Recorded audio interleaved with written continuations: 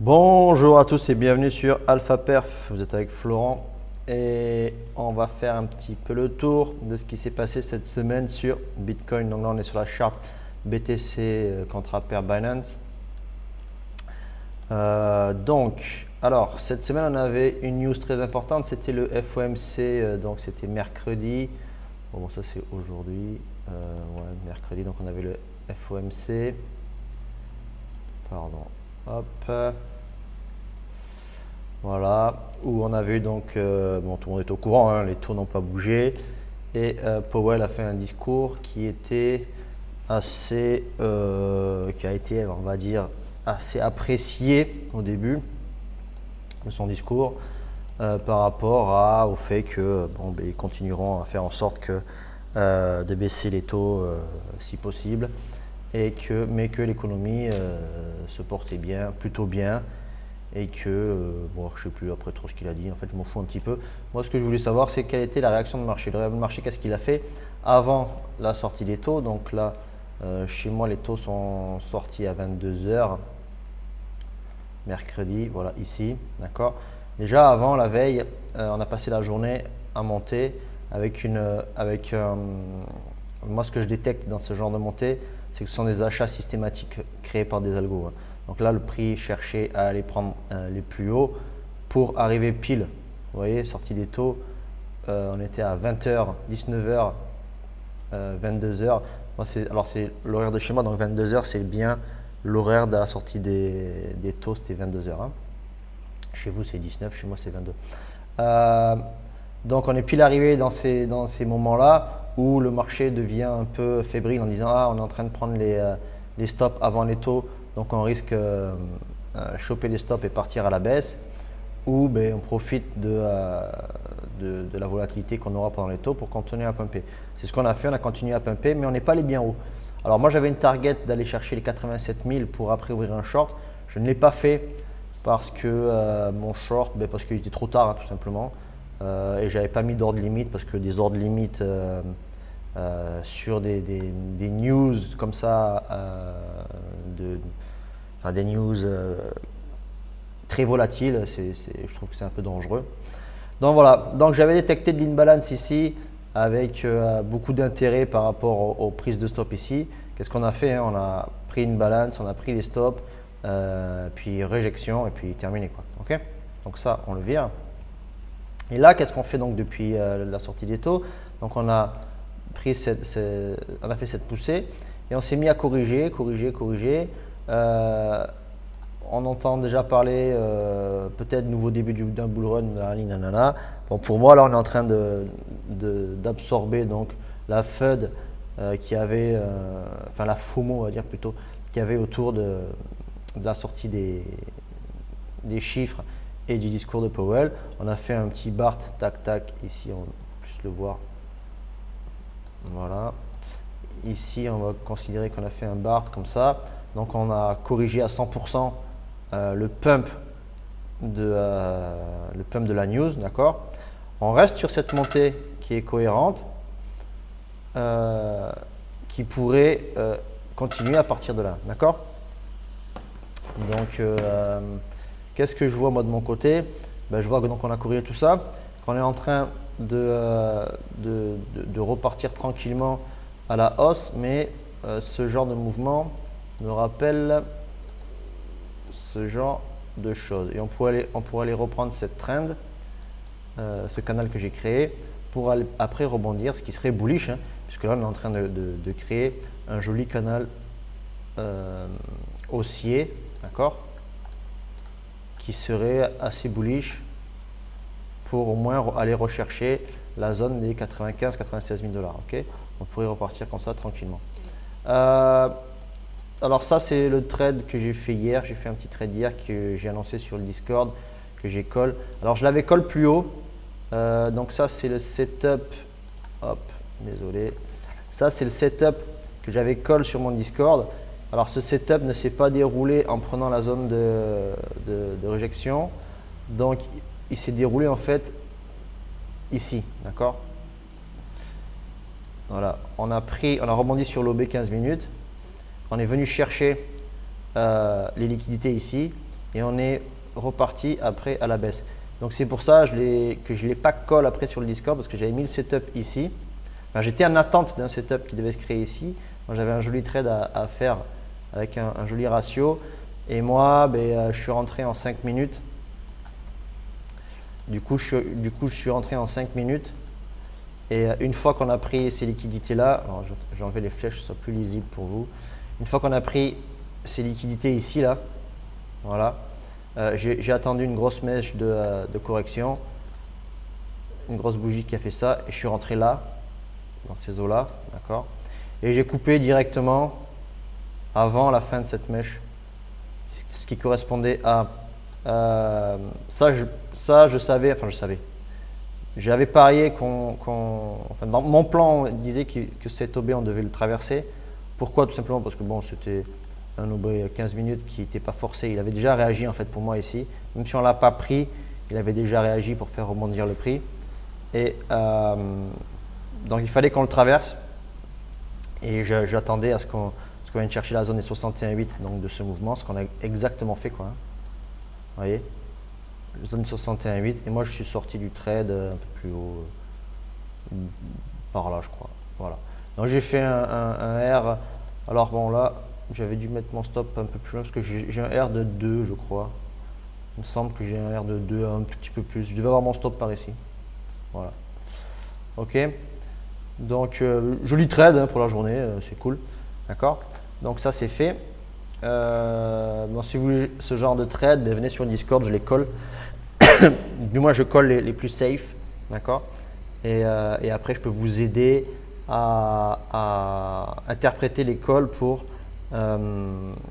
vous après suivre les datas et le changement de la price action pour adapter le call à la price action réelle du moment, d'accord. C'est exactement ce que j'ai fait hier soir. Donc, on a assez parlé de mes trades, c'est pas bien important. Donc ça, on va l'effacer. Donc, que fait le prix? Donc, rien de spécial. Il est en train de digérer ce pump des chiffres. On va voir ce qui se passe ici. Si on vient reprendre ça, il ne faudrait pas qu'on break ce bas-là. Hein. Pour moi, si on vient chercher les 81-100, c'est qu'on va aller chercher après beaucoup plus bas. Donc, je me remets en 1 heure. C'est qu'on il ne faudrait pas breaker cette zone-là. Sinon, tout simplement, pourquoi? Là, on est en train de faire des hauts de plus en plus hauts et des bas de plus en plus hauts. Il ne faudrait pas qu'on fasse un changement de structure ici, d'accord? Un changement de structure, ça veut dire que le prix viendrait casser cette dynamique haussière H1. Même s'il fait ça, il serait amené à repartir à la baisse pour aller au moins chercher cette zone-là, d'accord? Donc ça, faites attention.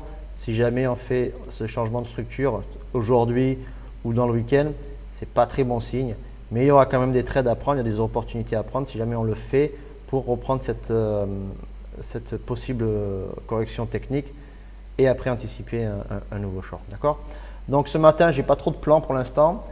Sur le Discord, j'en donnerai si j'en ai, si j'en vois, si j'en trouve.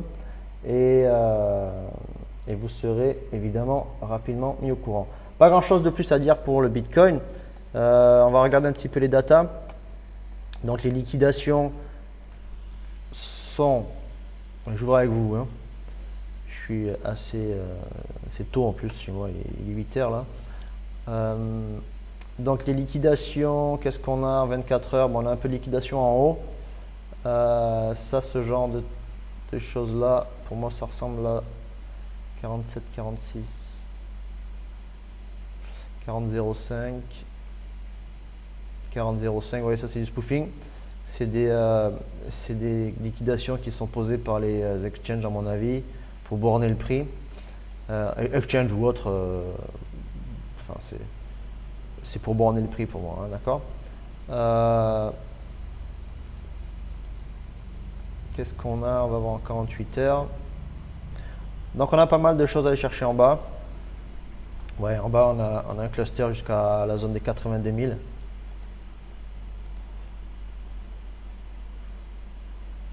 Et voilà, c'est ce que j'attendais de voir.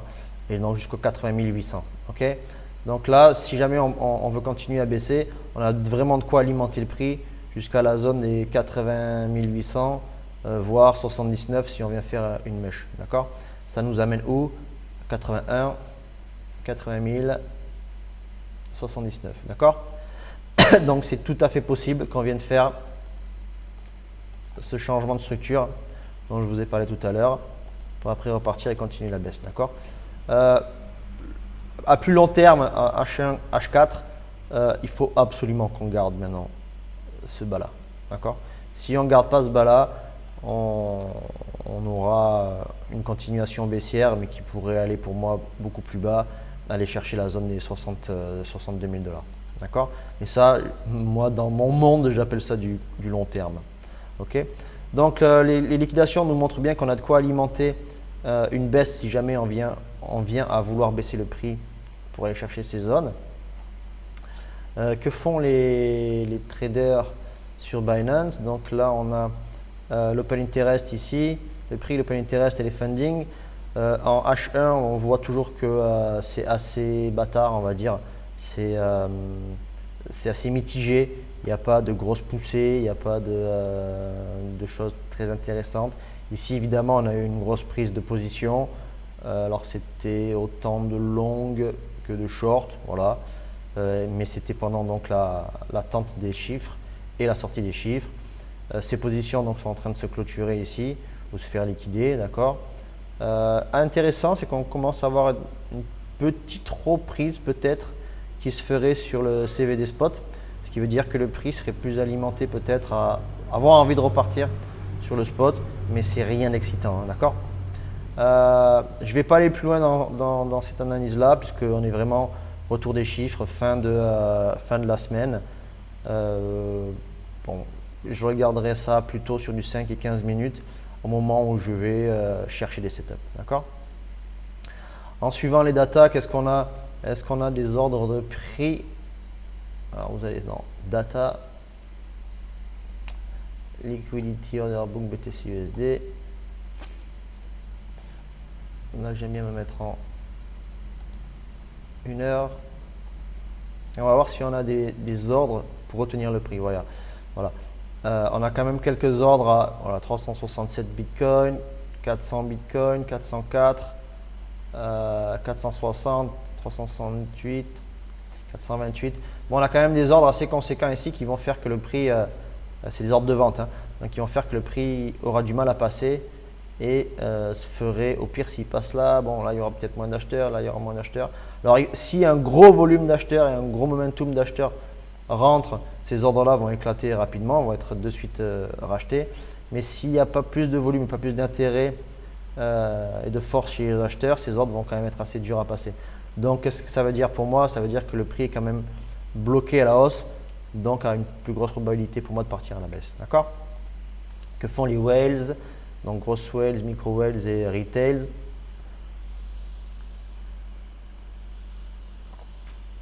Allons-y. Désolé, c'est un peu long. Voilà. Ok, intéressant. On a les whales qui ont racheté cette baisse. Les micro whales et les whales, enfin tout le monde en fait. Les retails, les micro whales et les whales ont vendu ça et racheté ce bas là, enfin cette zone là, d'accord, cette descente. Donc ils ont racheté ça, il y a eu ce mouvement qui s'est créé, mais déjà il y a en 1 heure on voit déjà qu'il y a de l'indécision ici.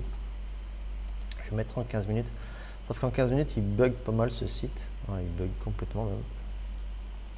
Moi j'ai rien à vous dire en 15 minutes parce que ça bug.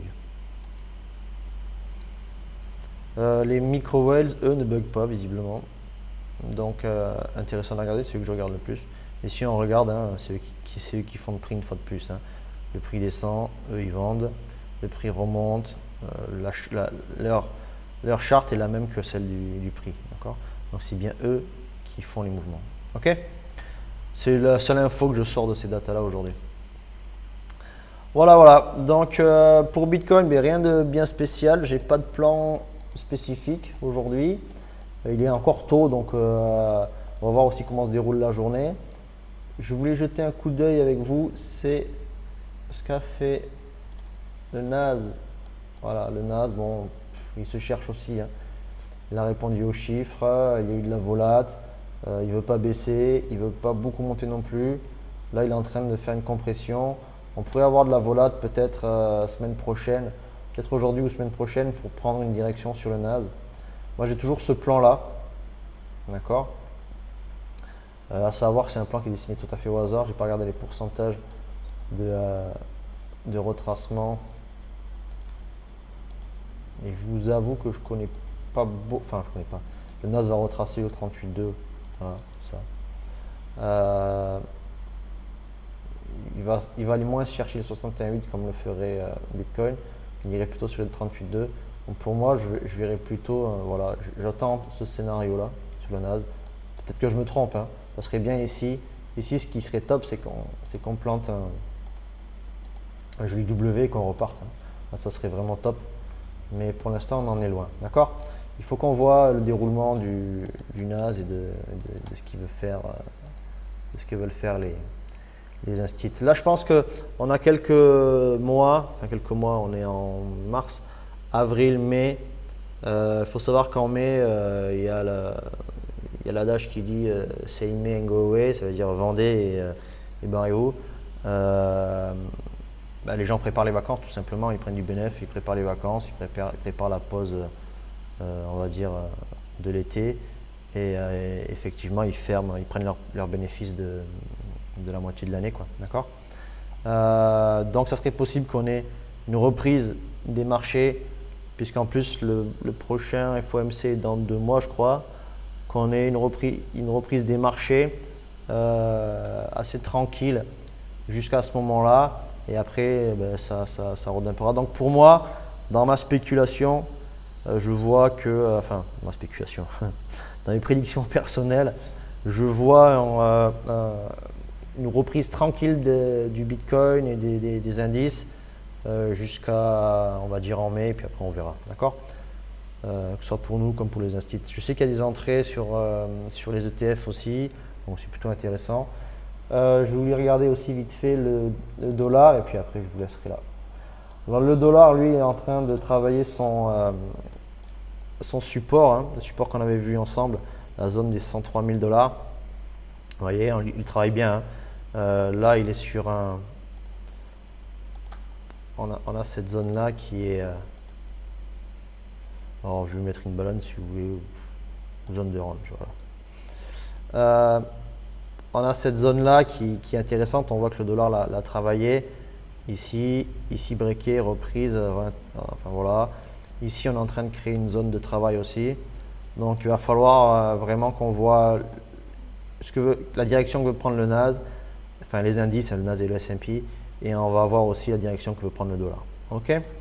Pour moi, je suis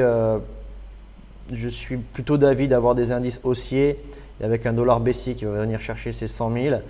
Et une fois tout ça, le Bitcoin, lui,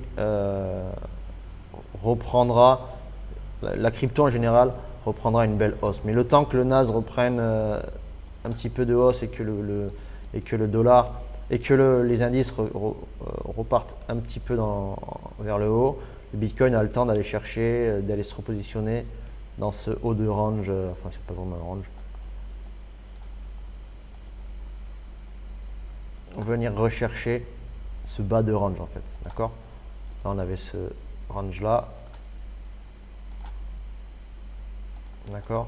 Ça serait de très bon augure que le Bitcoin revienne travailler ces bas là, vous voyez, se réinstalle ici pour après partir quand tout sera ouvert, d'accord. Voilà. Allez, on a 20 minutes de vidéo. N'hésitez pas à rejoindre le Discord, liker comme d'hab, hein, je fais mon petit b.a.-ba. Likez la vidéo, mettez un commentaire, blablabla. Allez-y, faites-vous plaisir, lâchez-vous, faites évoluer la chaîne. On est de plus en plus à la regarder, à être sur le Discord et à passer, à avoir de bonnes discussions, à passer des bons moments. Donc c'est assez cool. Donc merci à la commu et puis allez-y, lâchez-vous. Et be safe et bon trade à tous. Allez, ciao, ciao.